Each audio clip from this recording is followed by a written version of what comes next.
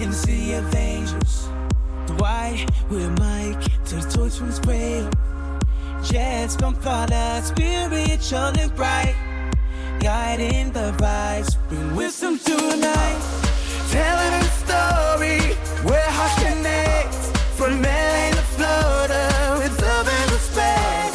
Telling a story with soul to soul, Dwight and Jess, yeah. And welcome to another Tell 'em the Story. Oh my God. Yes.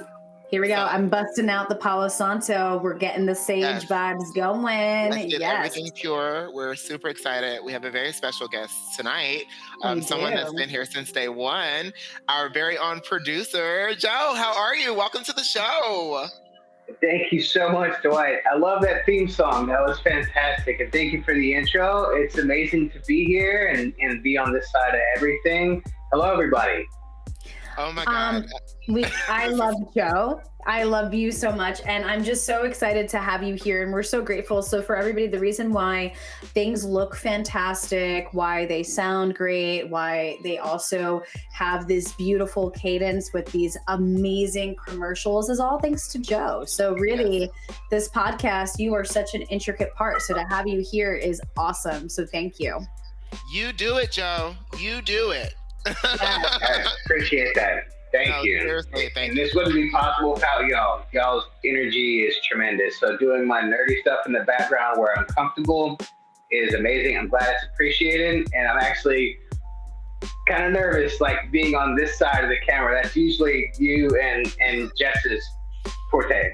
Well, I am excited to have you here, and I echo everything that she says. Thank you for all of your hard work. Like, your job is actually harder than ours. I agree. So, it's so much behind the scenes that takes place. So, thanks for being on. But yeah, let's dive into today's show. Let's do it. So, the show we're going to be talking about is aging. You know, as we all are getting older every day.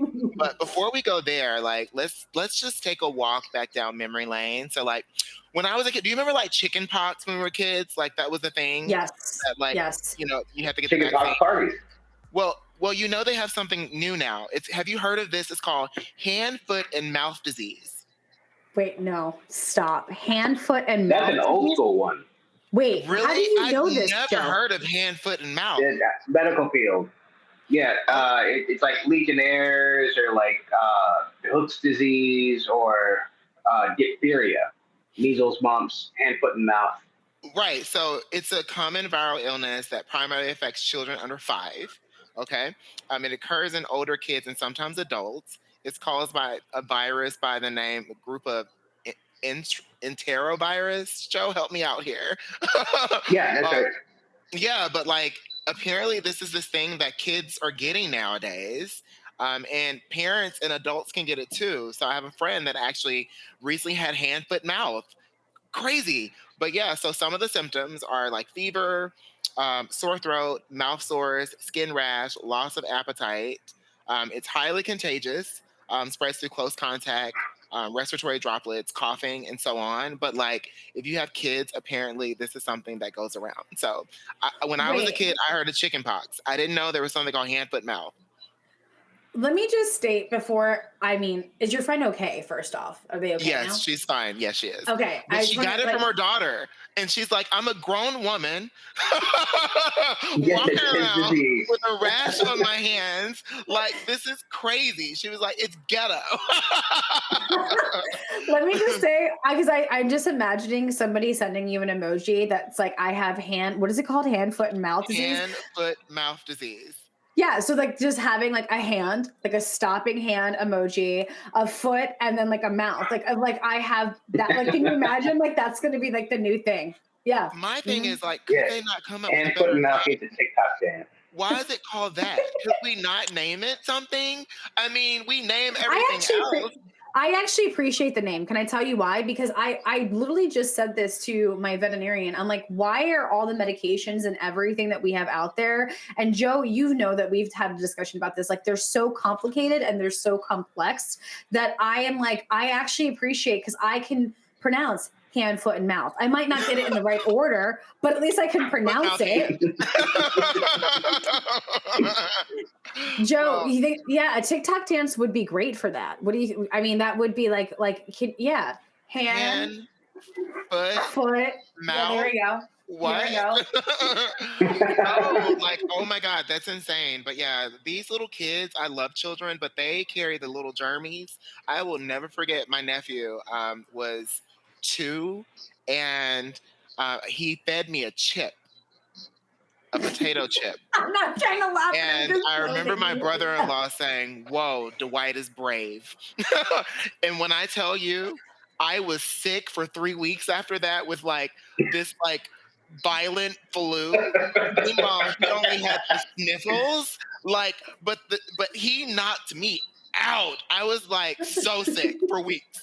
And this little kid, it was all from a freaking Lay's potato chip that I let a 2-year-old feed me. It's like they get in school and they bring home things like hand, foot, mouth.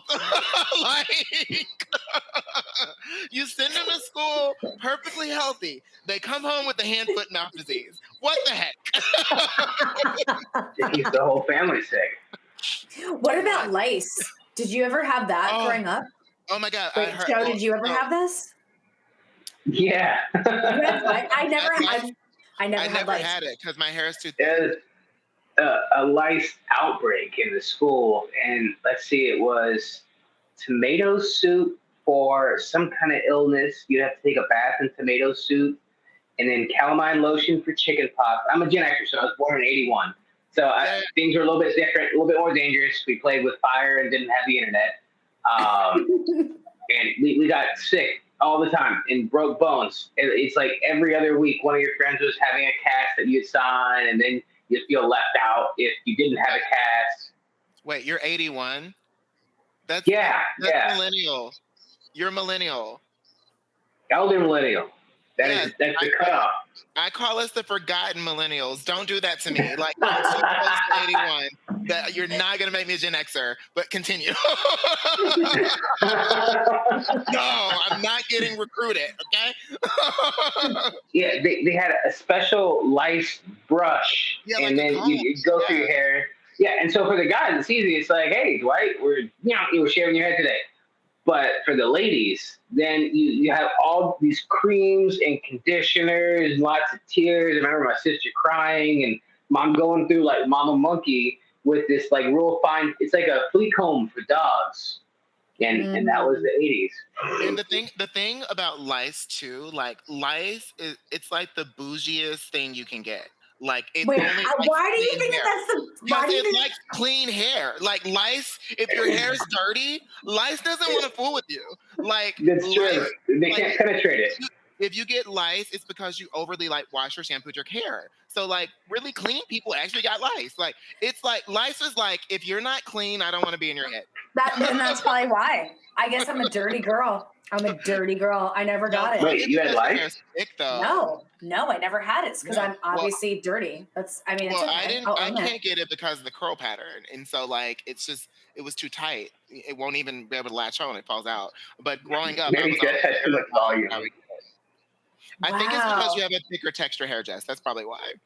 But yeah, lice likes clean hair up here. Right now, I have a thicker texture hair because I have extensions in. You know what I mean? But besides that, you shouldn't wash your hair all the time, anyways. We worked in hair care. We know that. You actually should probably only wash your hair maybe once a week, if that. If you're washing more than that, it's too much. So. Yeah, I mean, I just feel like it's so interesting because I have a niece, our niece and nephew. They, one of them just came over they both came over a couple weekends ago and they were sick and it was just rolling with it. My brother-in-law is just yeah, he's sick. This is just what happens. I'm so you're just every day, wondering what they're going to come home with. Yeah. What's going to happen? What's coming through? I haven't though heard of hand, foot, and mouth, but I feel like we should all just take a moment. I'll be the hand, Joe can be the foot, and Dwight can be the mouth. I can't. Oh my God. Well, let's talk about prevention measures. So for hand, foot, mouth. Wait, prevention measures? Yeah, how do we prevent it? How about you just don't have kids? Can that be part of the prevention measures? No, we have some listeners that have little That's carriers, true. so I'm we so want to make sorry. My sure that apologies. My they're apologies. preventative. But frequent hand washing is one. I called them little carriers. Oh my God, I just really did little carriers. But cleaning and disinfecting, avoiding close contact. Yeah, and most children will recover within 7 to 10 days. But guys, wait for this. One of the symptoms to know, like, because sometimes your kids get hand, foot, mouth disease and they don't know it, but how you know they had it is they lose their fingernails. They just fall off. Wow. If your kid, like, if their nails just fall off, apparently that's one of the symptoms. So my friend, her daughter, that's how they knew her daughter had it. All her nails fell off. It's so scary. Just Right? imagine this little life that you would do anything for. It's like, Mama, what's going on with my fingernails? It's just like bloody sockets where all the nails used to No, be. it doesn't bleed though. They just fall off. Like, it's just, yeah, it's insane. Oh, like puppy paw pad. Oh my God. Oh my God. Oh my God. So, like, some other things that parents we should look at. So we have the common cold. Of course, we know about that one. We have flu, chicken pox, ear infections, strep throat, Oh, I pink used to get ear eye. infections all the Oh time. my God, pink eye. Have you ever had pink eye? Yeah, pink eye. That would spread like wildfire through the schools. Oh, Did you go to public school, Jess? Yes, I went. Well, I went to Louisiana, so that's my excuse. We're dirty South. I have a huge eye phobia. So like as a kid, I used to eat a ton of carrots because I had heard that carrots are good for eyesight. So I would literally just eat carrots all day. So I think if I had pink eye, it would be, I mean, Dwight, this quick story is that Joe actually saw me in a freak out moment where I had a lash. I was wearing, had lash extensions. One got in my eye and literally Joe saw me like have like a huge meltdown moment. I was like freaking out. So I think if I had pink eye or anything in the eye, I would, no, I'm out. Well, things just always want to fly in my eye. Like, I was talking the other day, Jess, and I'm driving. Yes. A freaking bug flew like in my eye. No. I was actually Not okay. in Fire Island one time, and a bug flew in my Oh eye. God, Like, no. they always just want to fly into my eyes. But No. what else? Measles is another one. Whooping cough. Measles? That feels like old school. You know what Scarlet fever. You know what I feel like that could also be a stage name, but I feel like coming to the stage like you really love redheads. Hand, foot, mouth, and scarlet fever. Scarlet fever and the hand, foot, mouth trio.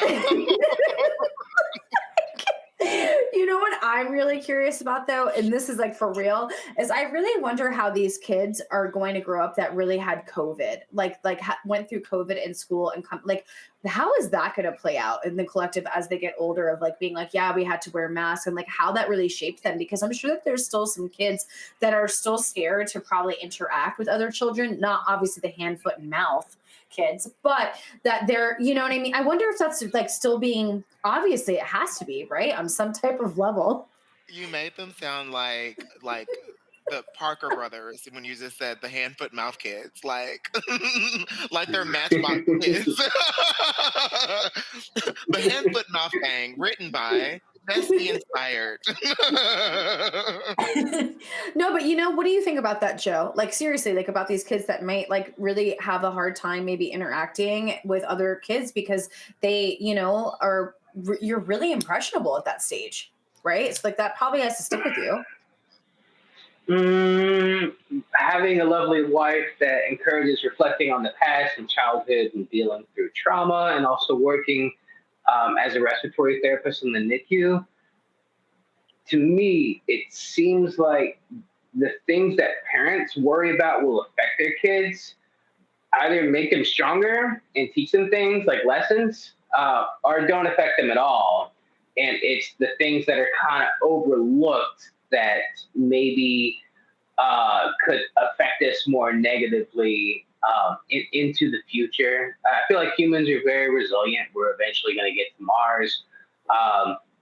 A lot of the kids probably aren't going to remember. It's like oh, COVID, the thing you're figuring out, oh yeah, we wore a mask for a couple years and just that's it. Now, there were things that happened in the 80s and 90s that were really big deals to our parents that like is nothing for us. Right. You know, I had to ask you this because I know that respiratory therapist at a NICU ward, and you mentioned something about how the girls usually have a higher survival rate of that are born premature. Is that correct? Close. The girls have a higher willingness to thrive. So it's the boys. The boys will be term excellent prenatal care and everything lined up for success. And more often than not, those are the ones that need a little bit more respiratory support. That unfortunately, you and Dwight have a baby, we got to take the baby away and come to the NICU for a couple days. And so they call them WWBs, wimpy white boys. The white boys are the absolute worst. It's just like we just don't, we have no respiratory drive, no effort. But then after that, we pick up. But the girls, especially the black girls, are the strongest. They will be born extremely preterm, no prenatal care. They're not set up for success, and they don't need any kind of support more often than not. So when you see this kid and it's like, oh, they're term, they're 9 months, they're like 38, 40 weeks, and they have all these problems. It's like, oh, it's a boy? Yeah, it's a boy. It's like, okay, sounds about right. Wow. That's so interesting. It's just a trend. Sorry if I'm taking this amazing comment to NICU and medical world. No, I think it's actually very appropriate with our subject matter about aging, which is today's episode. We'll get more into it when we get back. But when we first come back from break, it's going to be Jess's favorite part of the show, and I can't wait. So we'll be back right after this. Taking my step. Hand, foot, mouth. Hand, foot, mouth.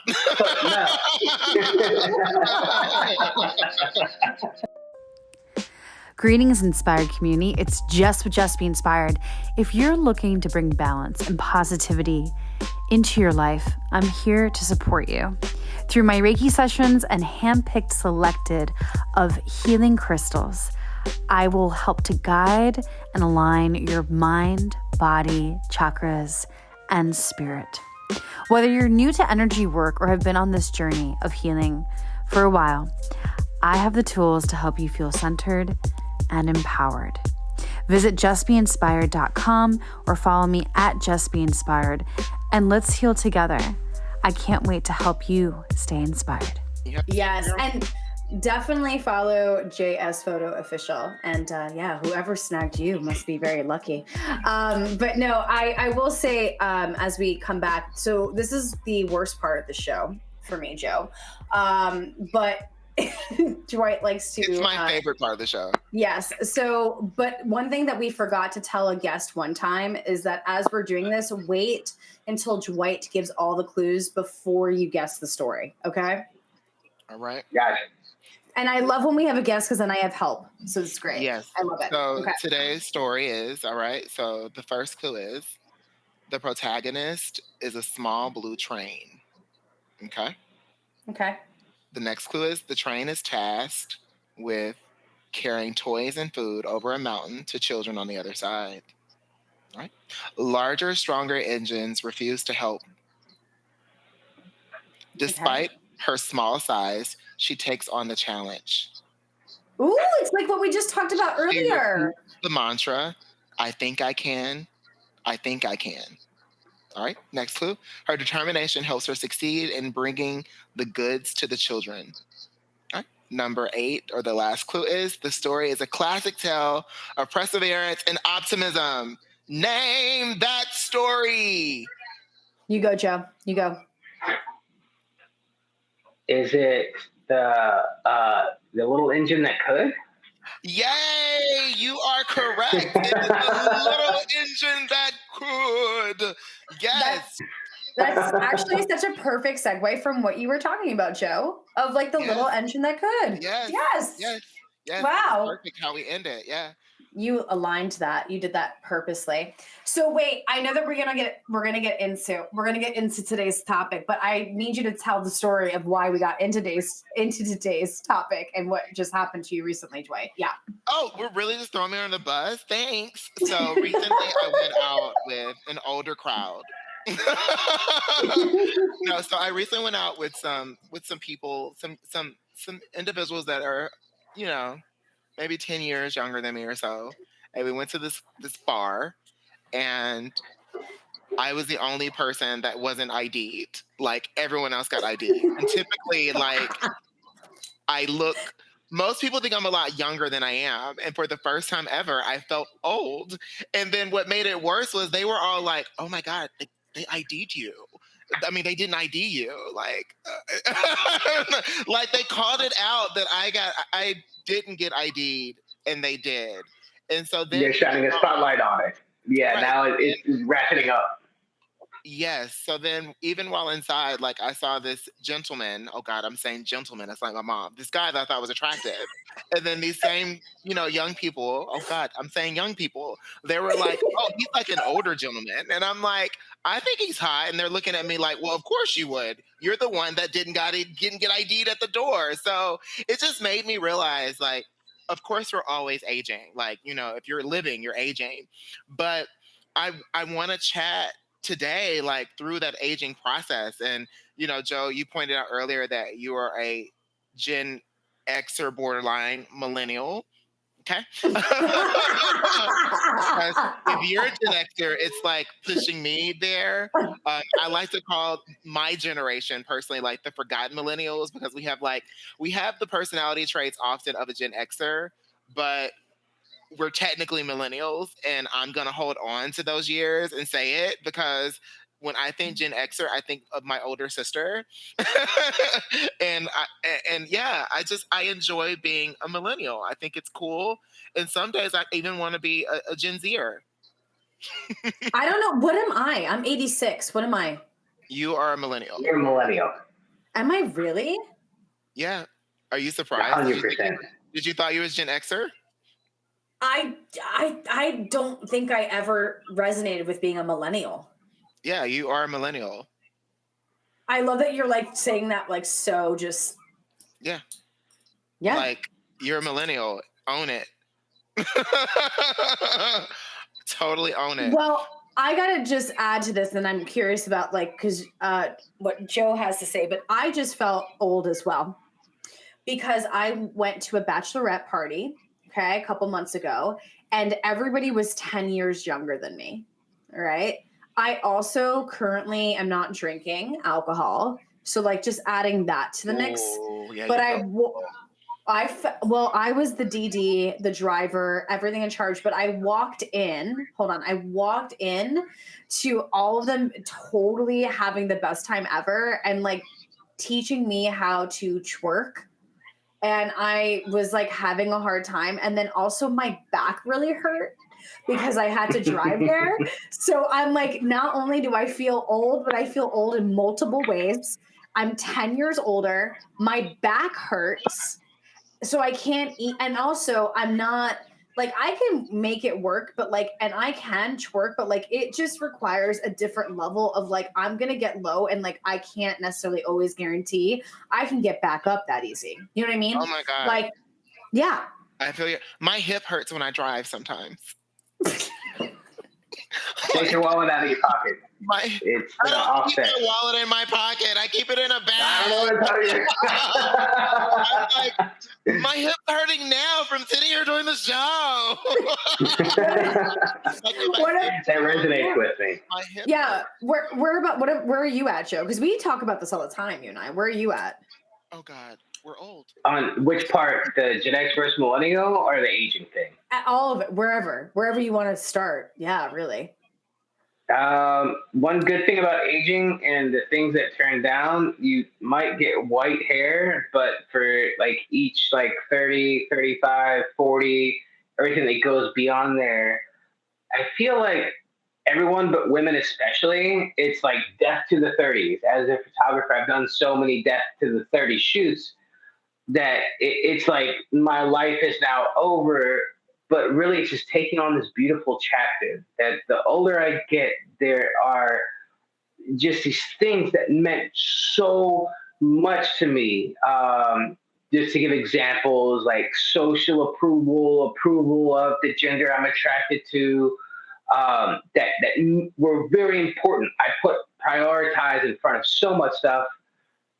Now they don't even matter. And then there's other things that were not even on my radar that are very important, like thinking about Jess and I's future and the things that I do and quantifying value.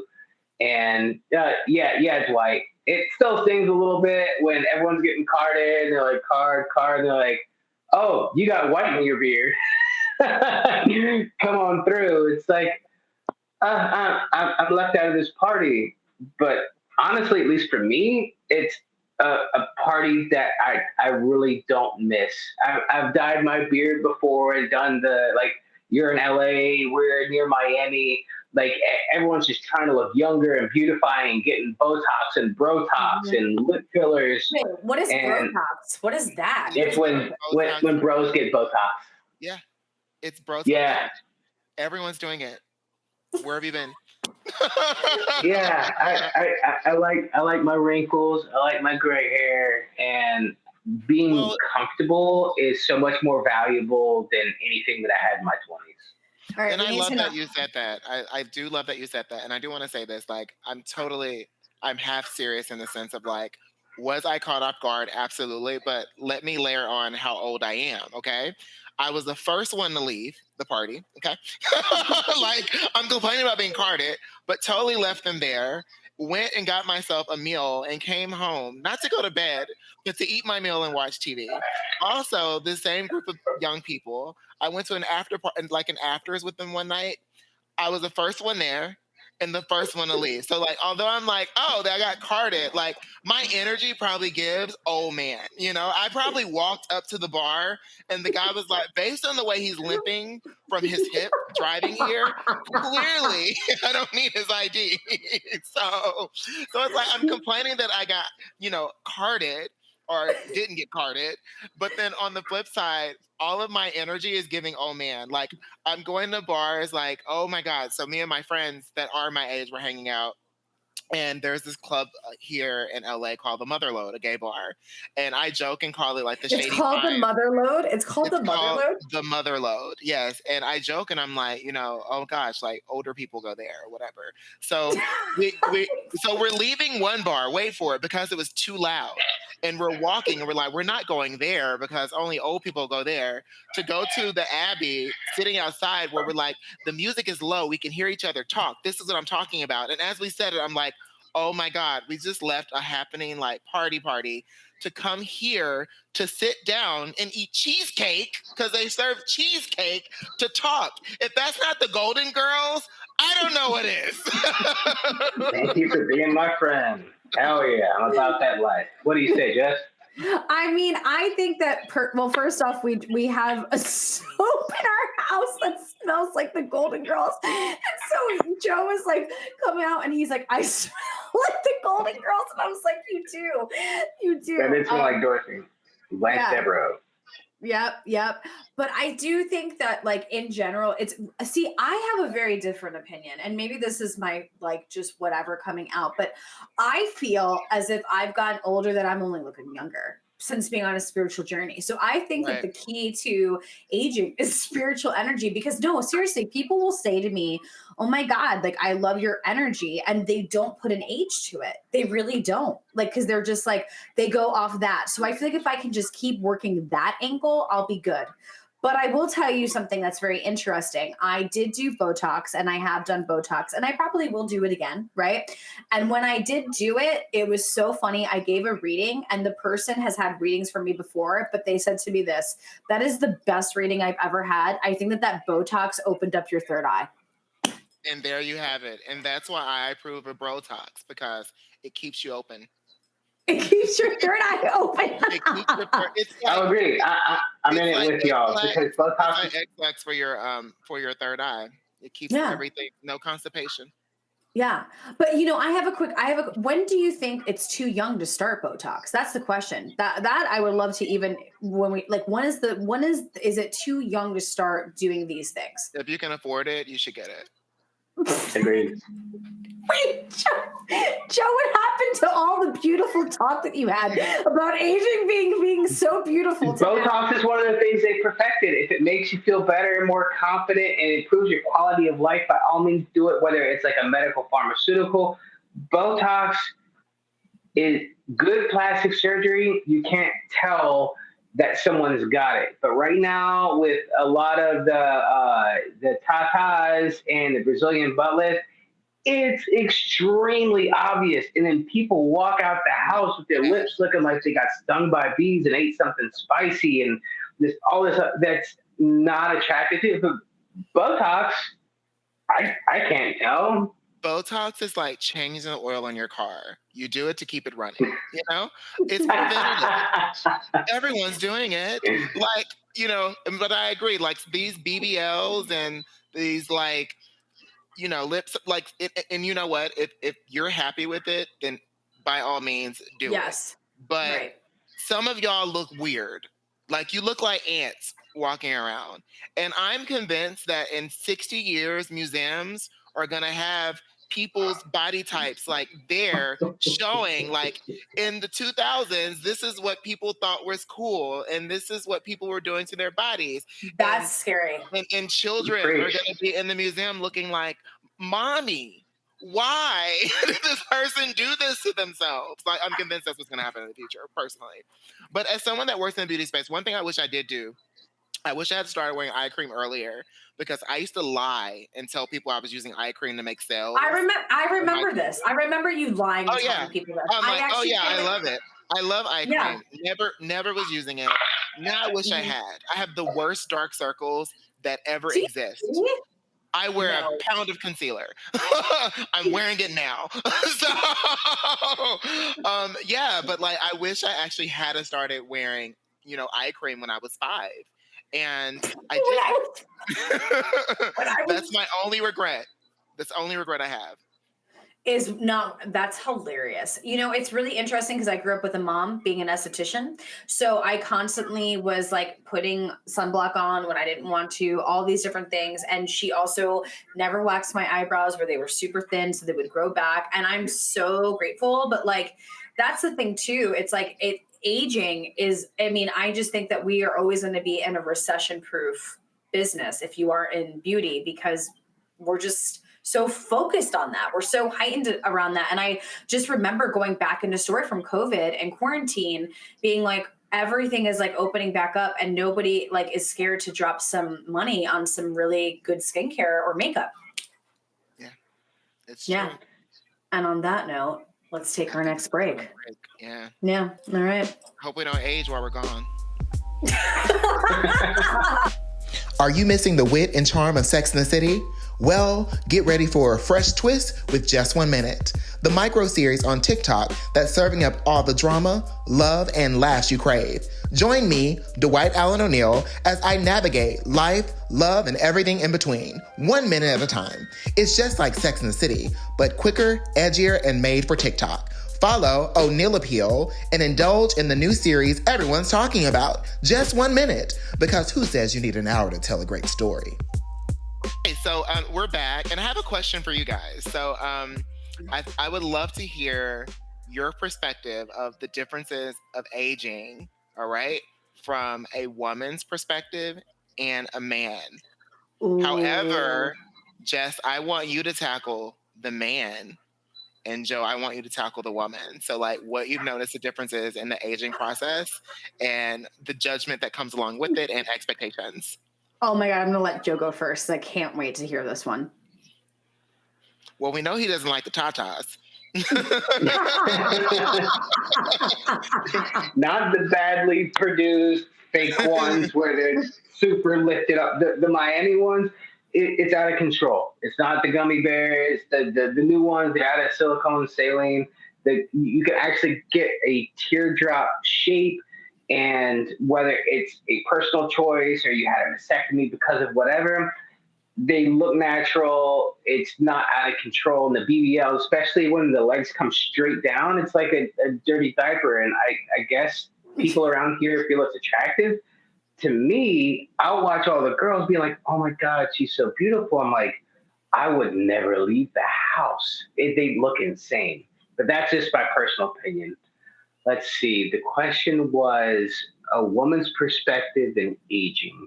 I feel like society and the media has really shoved down our throats, like the song "They Only Love You When You're 17, When You're 21, You Know Fun," obscure 90s reference. That you got this shelf life from like 17 to 30, and then outside of that, you better love cats. But I feel like with the new age, kind of like embracing us, human civilization as a culture, that people have embraced aging with grace. You look at Gina Davis. We love Gina Davis in the first Beetlejuice, Long Kiss Goodnight. She said when she hit 50 that she was just aged out and she wasn't offered any more roles. But you look at Betty White, Golden Girls again, callback, that she kept on producing stuff and tell, like, did she pass? Yeah, Yes. she did pass. But also, and no offense to Betty, but 50 back then looked a lot different than 50 now. Like, if you look at some of True. like the older shows, like for instance, I recently watched, and this is, I'm gonna say it, but like I watched the Menendez brothers on Oh, yeah, I'm on Netflix. only halfway through episode 1. How are you feeling about it? So I watched the whole thing. Very good. I have my opinion about it. We'll talk about that another Okay. day. But like when you look at the real pictures of the parents when they passed, the mom was 47 and she looked 71. Like, and that's the reality of it. Like, she looked much older. The actress that plays her in the show, gorgeous, looked young, you know. But like, the reality of it is, back then, like in the 80s, 40 was not what 40 is now. Like, That's true. you know, like I'm 40 and I think I look damn good for 40. You Whereas do. there were, Whoopi Goldberg was 33 years old in Sister Act. Hello. Like, Wow. mind blowing, you know? When she did Sister Act, she was 33 years old. And she, never mind. I'm not, you know where I'm going with this. I know where you're going with this. So, Yeah. to wrap it up, I completely agree. Whether it's like doing squats and going to the gym, diet and eating healthy, there are some 40 and 50-year-old women and 72-year-old mother-in-laws that look fantastic for their age.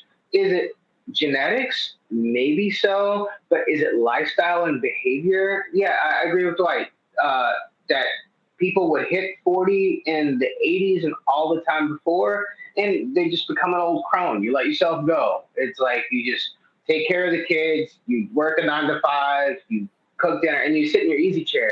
But now it's like people are putting in effort. I feel like the game has very much changed. Like ever since the late 90s, like cougars and MILFs have been a thing, like a big thing. That's where I stand on women. Martha Stewart. I'm going with the spicy take over here. Okay. Here goes the aging process for men. I think that men, and this is just my opinion, but I think that men, first off, I think that they do have still a lot of pressure, but it's not as, I think, addressed because, women, it's constantly in our faces of beauty and how to, everything is anti-aging, right? And it was really interesting because when I actually shift from one brand to working for another skincare brand, the owner of the brand never wanted to use real people to be the model for her products. The reason why is because she wanted it to appeal to everybody and never put like anti-aging, and to really kind of break through the industry in a very unique way. But I'll never forget when I was actually going ahead and selling a product to this older woman, and it was Boca Raton, so we already know where that's going. And we used to call the Boca Raton ladies, some of these divine souls, we used to call them the yoo-hoo, because it'd be yo-ho, yo, over here. Do you work here? Yeah, you. So I remember that this woman was looking for a product, and I went over there and I was like, oh yeah, like, and the brand that I worked for at the time was actually the number one skincare brand and had really high active ingredients, like percentages. So it was really actually quite beneficial for skincare treatment and for, aging. And she was like, I remember I was selling her this product and she's like, what do you know about aging? What are you, like 20 something? Because you're right. And like she was not wrong to say that, right? But I said, no, well, my mom also uses the product. Wrong thing to say. Hand, foot, and mouth, totally syndrome going on there. And and was like, are you comparing me to your mother's age? And I wanted to be like, no, because my mom looks way hotter than you, and I bet you that you're older than she is. And I was gonna say, like, your mom is hot. Yeah. So but I think that what's interesting with men is that they have like this silver fox moment, that they have this like expected midlife crisis where they go and they buy a car, that's like a sports car, or that they get divorced and then they get the younger girlfriend and they get all these different things. And it's like, it's culturally appropriate, but like for a woman having a breakdown about getting older, it's just kind of expected and like, deal with it, whereas with the man, it's like, it's just like, it's like for them, there might be having some internal struggles, but it's like revered as like that they do something different about it. I don't know if I'm making sense, but I feel like that's like what's so interesting is that shift from like even where I work. Do you know that the majority of our clients are pretty much age 35 to 55, and it's something usually with hormones. We have so many different clients, people that are cancer patients, whatever, because a lot of the times these women, okay, because it's 35 to 50-year-old women are going and getting hormone tested, and they're showing nothing's coming back, no results, no issues. And it's because I don't feel, even as a woman, that we have even studied enough of the woman's body to even really be taken care of in these different ways. And so we are finding that, like, so for us, we're going through this, like when men are in their silver fox era, buying sports cars or whatever, we're going through like menopause and like not knowing how to navigate, feeling embarrassed, feeling like, that we're not necessarily desired or wanted. And it's just, it's surreal. And then even in Florida, we see it all the time where my mom is, out there in the dating world. She's like, the women my age are dating what she says, the men her age. And I'm like, well, I don't want that, but it's, so that's happens. Older men often do date like that younger woman. And that was such a perfect transition, because I did want to talk about that too, like dating and relationships too. I'm dying to know. I need to hear your perspective on this. As a gay man, for sure, like I've always been just relationship oriented, like since I was 5. But like a lot of gay men aren't. They're promiscuous, like all their 20s and 30s and 40s, and sometimes, and they want to settle down when they're like old and like raggedy and they have miles on them at that point. And it's like, I don't want you now. You've literally had all of the East Coast and half of the West Coast too. So it's like, what the heck? So yeah, even like with the dating scene, like it's very interesting. And then you look at a lot of older men, gay and straight, that I think do decide that they want to date younger people. So then it's like my age, and I don't want to date someone younger because they can't even buy me a Starbucks, at where I am in my life, which better let's play an Xbox. And the guys my age aren't necessarily interested in me because they want someone younger. So yeah, it's hard out here for us in between millennial X's and us people, whatever we are.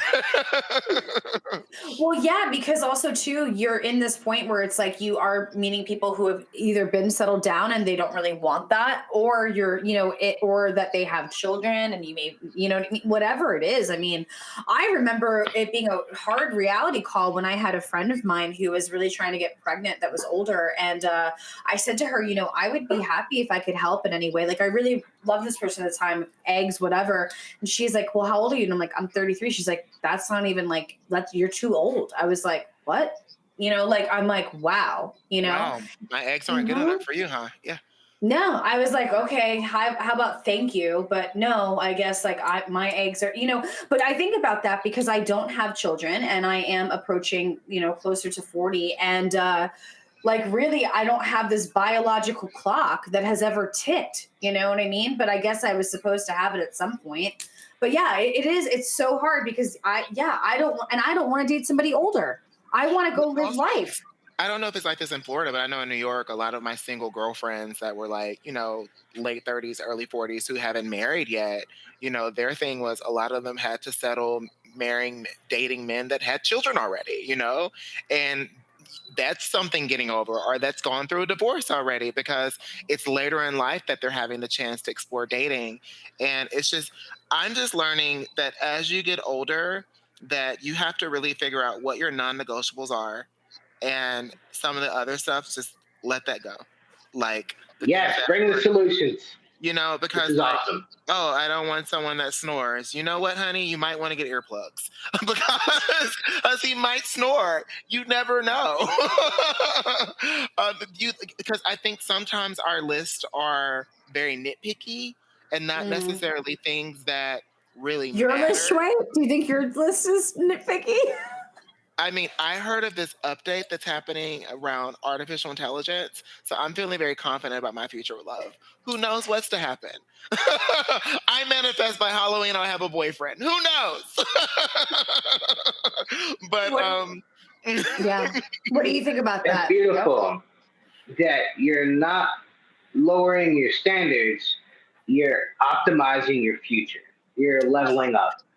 And that's a beautiful way that you put it, Dwight, because it really sucks that after 30, that's one of the things that you have to encounter, regardless if it's if you're 72 or your 50s, 40s, or 35. Is it, are you an awesome person who's available?